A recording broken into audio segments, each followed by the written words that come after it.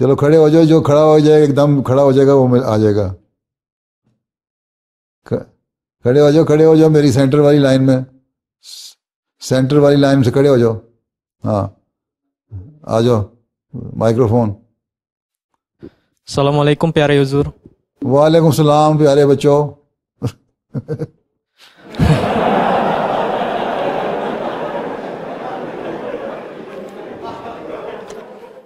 حق سر محمد عارفین درجہ رابعہ کا طالب علم ہے.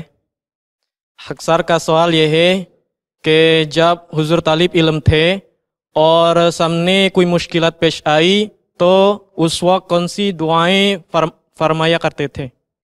کوئی خاص دعا نہیں ہوتی، بس میں تو سجدے میں پڑ جاتا تھا اور اللہ میاں کہتا تھا مسئلہ حل کر دے. بس نماز اور سجدہ، نماز میں سجدے میں دعائیں کرو، جو بھی اپنی زبان میں دعائیں کریں.